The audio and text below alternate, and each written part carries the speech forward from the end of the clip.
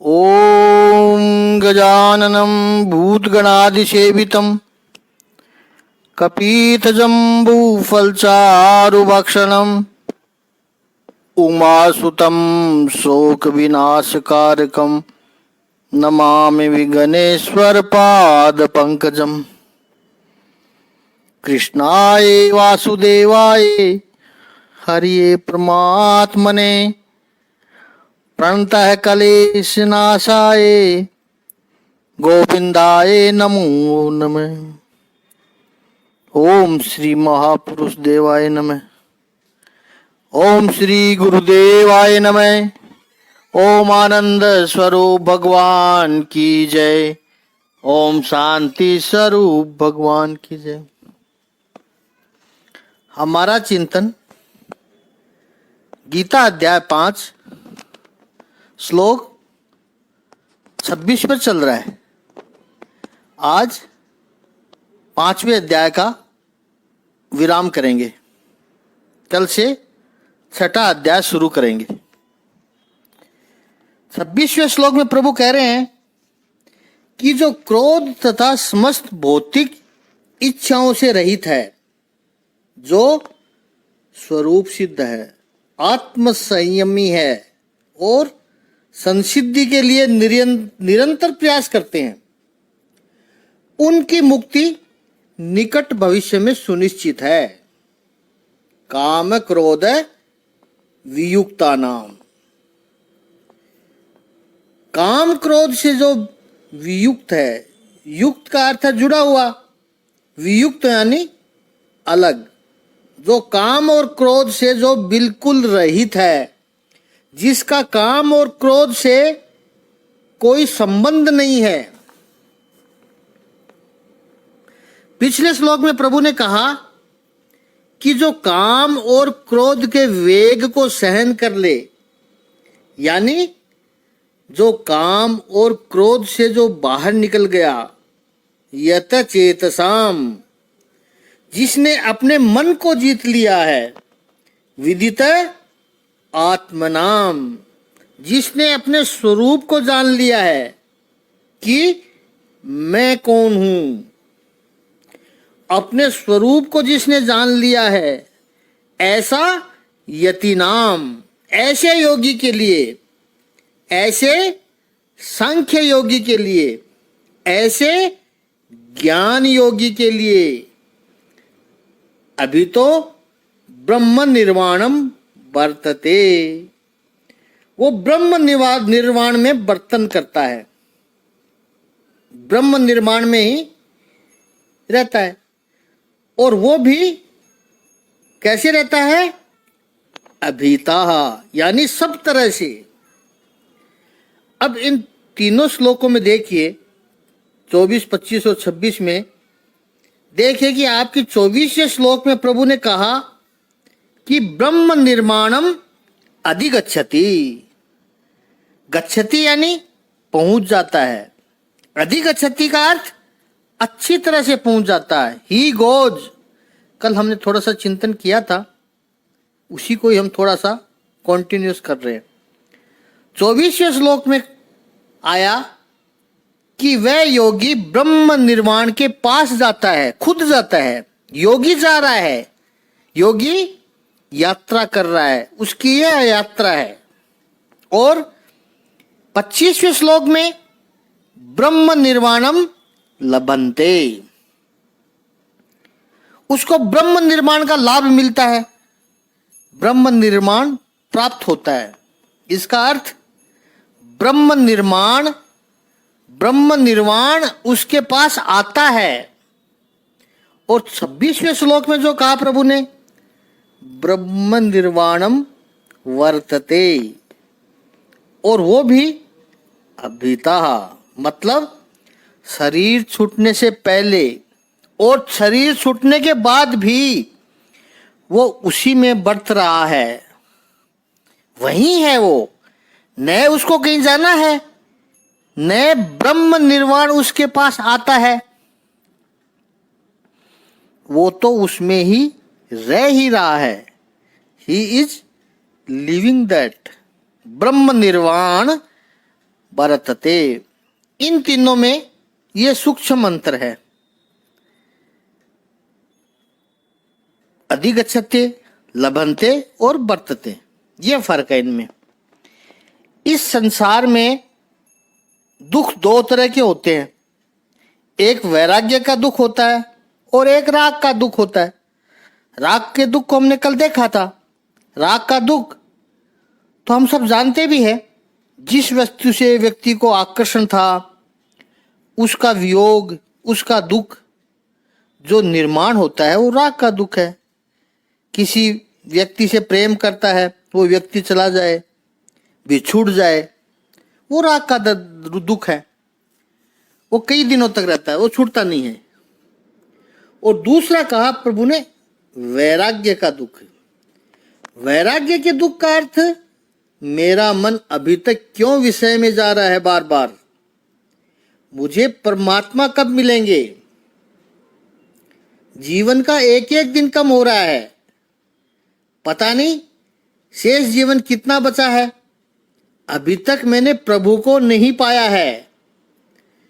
जब ग्रंथों की गहनता हमें पता चलती है तो एक वैराग्य होता है कि अरे, मैं तो अभी तक केवल अनुवाद पढ़ कर ही खुश हो रहा था, मात्र भगवत गीता के अध्यायों का रट्टा लगा रहा था। इतनी गहनता है इस ग्रंथ में। ये जो दुख है वो भी व्यक्ति को अस्वस्थ तो करता ही है। जैसे वो राग का दुख था, वो भी व्यक्ति को अस्वस्थ करते हैं, वैसे ही ये भी व्यक्ति को अस्वस्थ करते हैं। लेकिन वैराग्य का दुख व्यक्ति का विकास करने वाला है, साधक के लिए अपेक्षित है। साधक को ये वेदना होनी चाहिए, अभी तक मैंने अपना लक्ष्य प्राप्त नहीं किया। जीवन में राग का दुख न हो, वैराग्य का दुख होना चाहिए। वो आध्यात्मिक विकास के लिए अति आवश्यक है। ब्रह्म निर्वाण प्राप्त करने के कुल 10 लक्षण बताए हैं, वो इन 3 श्लोकों में बताए गए हैं, 24, 25 और 26 में।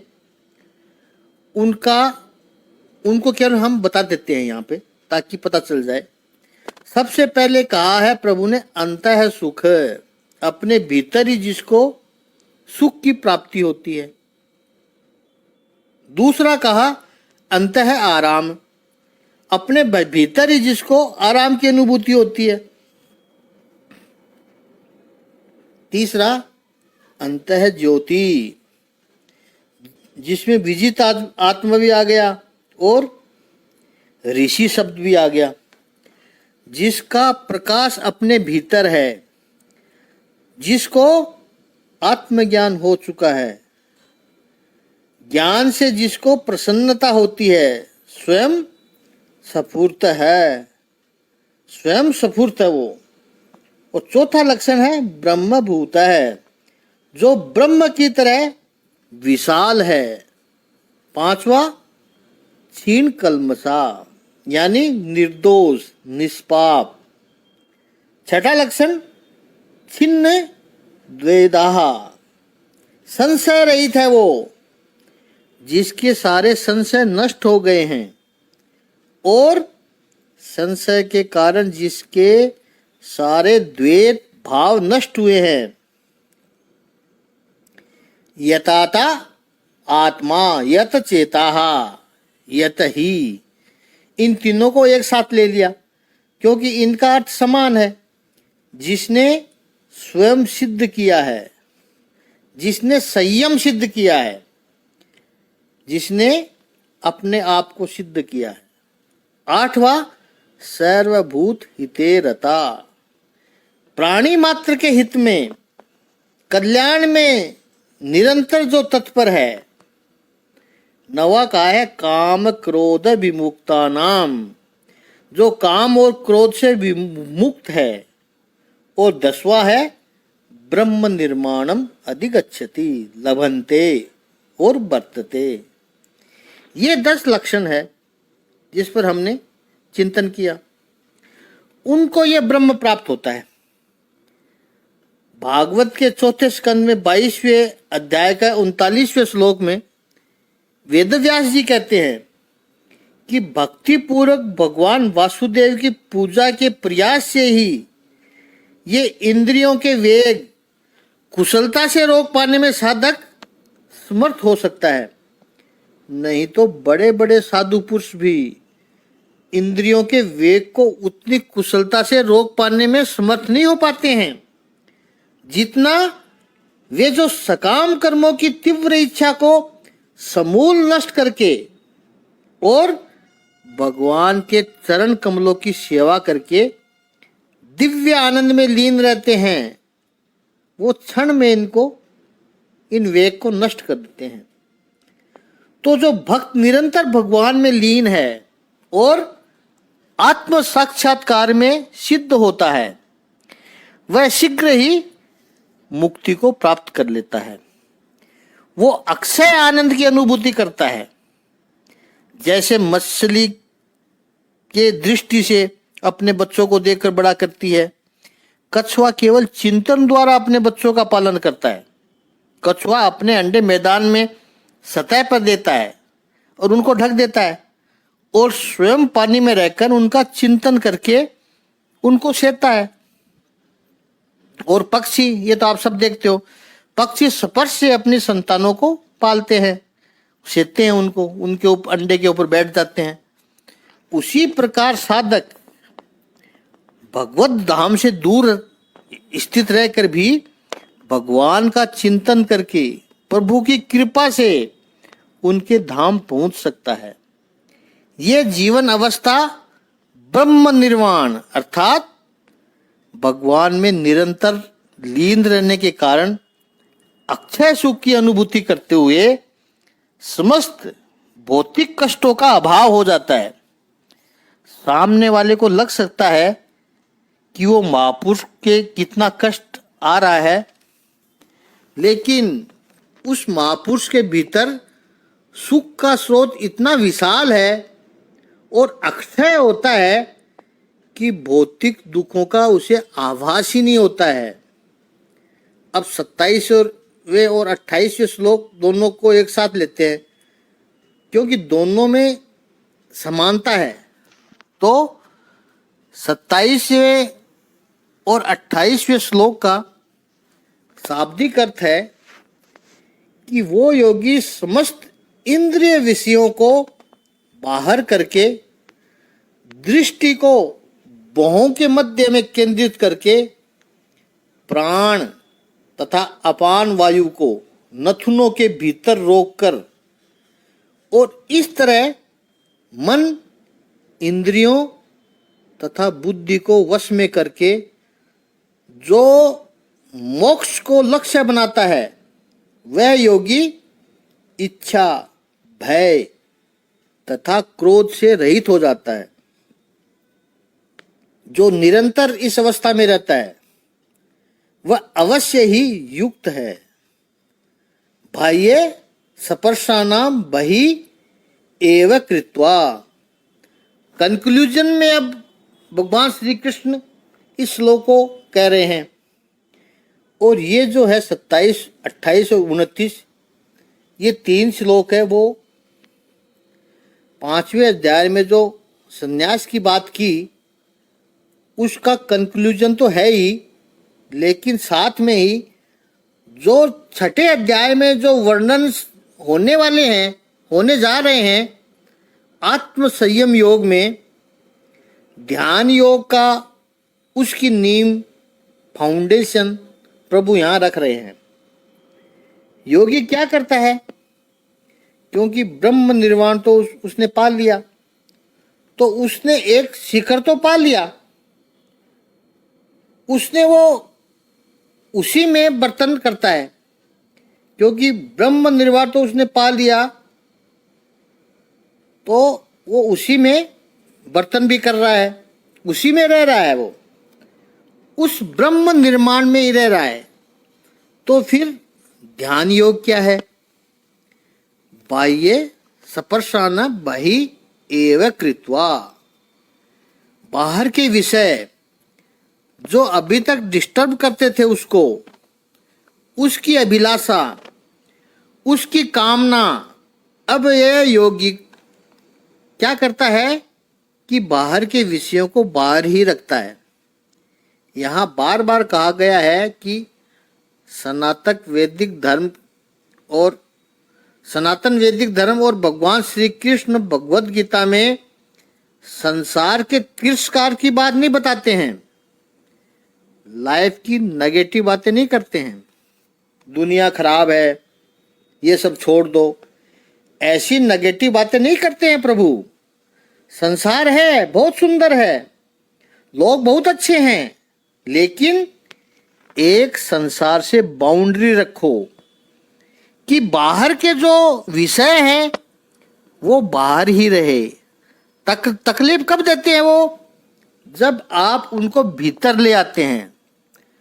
जैसे यंग जनरेशन कहती है कि ऐसे फ्रेंड बहुत अच्छा है वो, लेकिन किसी के साथ इंटीमेसी हो जाए फिर प्रॉब्लम है, फिर समस्या शुरू होती है।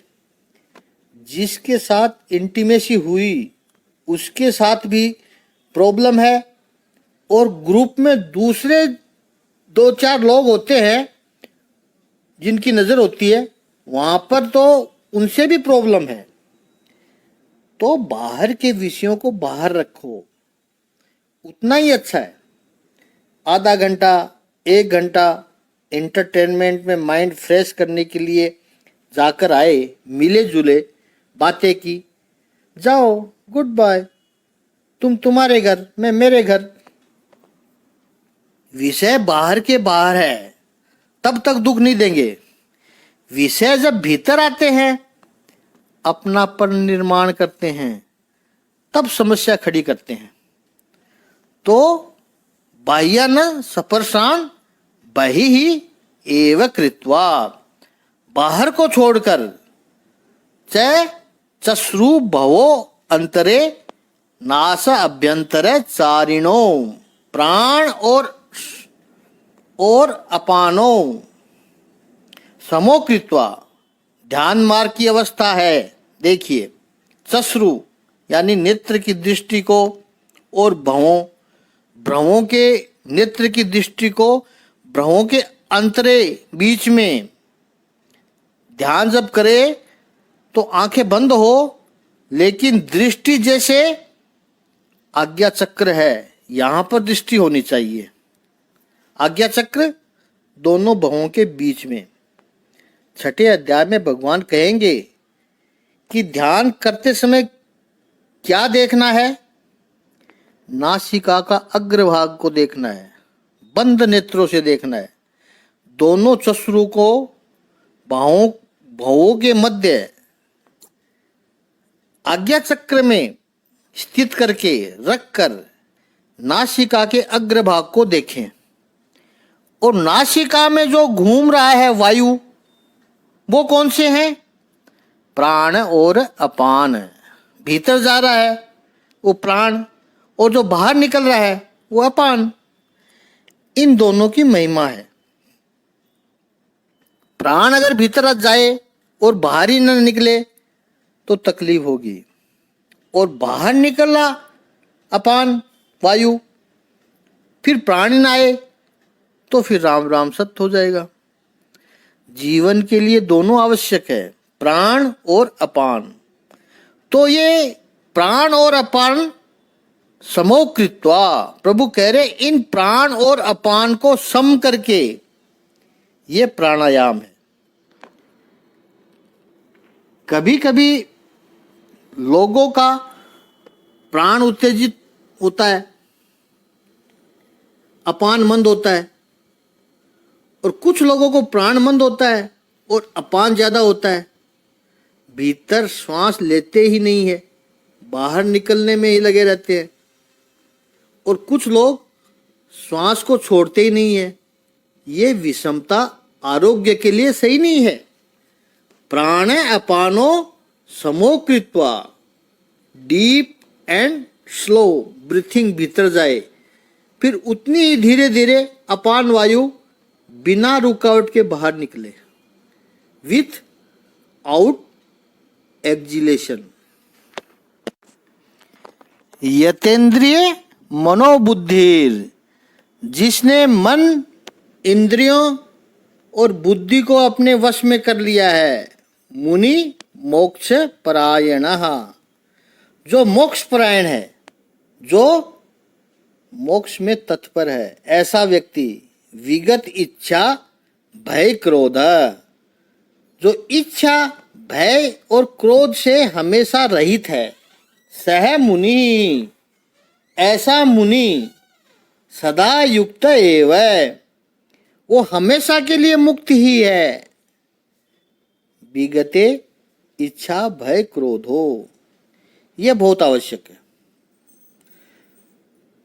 स्वस्थता और शांति चाहिए तो सबसे पहले तो इच्छा चली जानी चाहिए। इच्छा कब जाएगी? इच्छा होती क्यों है? क्योंकि कुछ भय है। उस भय की शांति के लिए इच्छा होती है।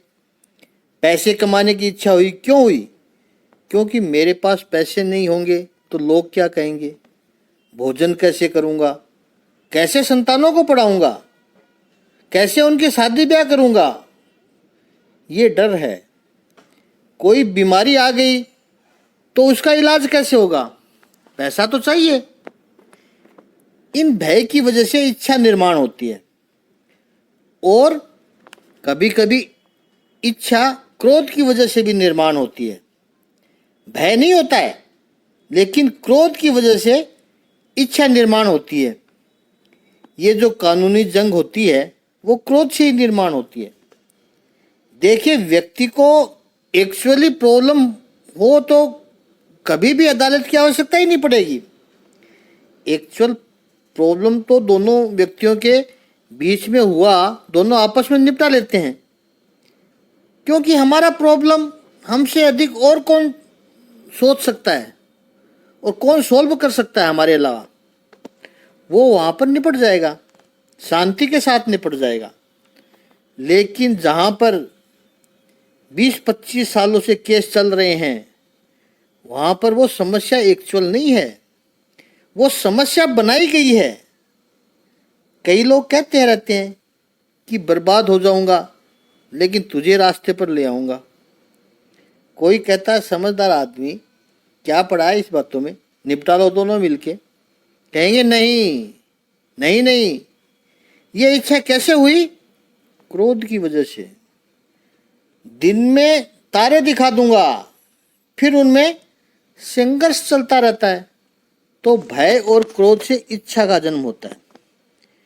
और यही बात यहाँ भगवान श्री कृष्ण कहते हैं, विगते इच्छा भय क्रोधा, वो निकल गए।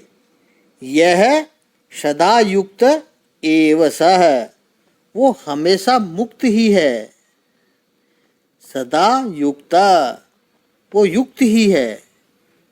इस अष्टांग योग से प्रभु कहते हैं कि इस विधि से मनुष्य सभी प्रकार के भय तथा क्रोध से रहित हो जाता है और परमात्मा की उपस्थिति का अनुभव करता है। दूसरे शब्दों में कहें तो ये भगवान कृष्ण भावनामृत योग के सिद्धांतों को संपन्न करने की सरलतम विधि है। अगले अध्याय में इसकी विस्तार से व्याख्या होगी। अष्टांग योग की अपेक्षा इंद्रियों को वश में करने की यह अधिक उत्तम विधि है, क्योंकि ऐसे योगाभ्यास से मनुष्य अपनी इंद्रियों के ऊपर नियंत्रण प्राप्त करता है, बाह्य इंद्रिय विषयों से दूर रहता है और अपनी मुक्ति को प्राप्त करता है। जब तक इस संसार में रहता है, परम आनंद की अनुभूति ही उसी में डूबा रहता है सदा के लिए। और शरीर छोड़कर जाने के बाद अपने परम निजी लोक में सदा के लिए निवास करता है, अक्षय सुख पाता है, जन्म मरण का चक्कर छूट जाता है। और अंतिम 29वें श्लोक में सुगमता पूर्वक जो मनुष्य का कल्याण कर सके, ऐसी भगवत निष्ठा का वर्णन प्रभु इस 29वें श्लोक में करते हैं। तो 29वें श्लोक का शाब्दिक अर्थ है कि मुझे समस्त यज्ञों तथा तपस्याओं का परम भोक्ता, समस्त लोकों तथा देवताओं का परमेश्वर एवं समस्त जीवों का उपकारी एवं हितैषी जानकर मेरे भावनामृत से पूर्ण पुरुष भौतिक दुखों से शांति लाभ करता है। माम मुझे यज्ञ तपसाम भोक्तारम, यज्ञ और तप का भोक्ता, सर्वलोक महेश्वरम, सारे लोगों का, संपूर्ण लोगों का, संपूर्ण लोकों का महेश्वर यानी महान ईश्वर, और सर्वभूतानाम सुहृदम, सुहृदम, जीव मात्र का सुहृद, सुहृद शब्द का अर्थ है भी देखेंगे हम। इतना तो जान लेता है वह शांति मृच्छति, वह शांति को प्राप्त कर लेता है। भगवान ने कहा माम। श्रीमद् शंकराचार्य जी ने अपने शंकर भाष्य में माम की व्याख्या करते हुए कहा, ये पूरे संसार का और सभी अनुभवों का जो प्रकाशक है, संसार में जो भी सुख दुख का जो भीतर बैठा हुआ है, ज्ञान दे रहा है, वो ये परमात्मा तत्व है।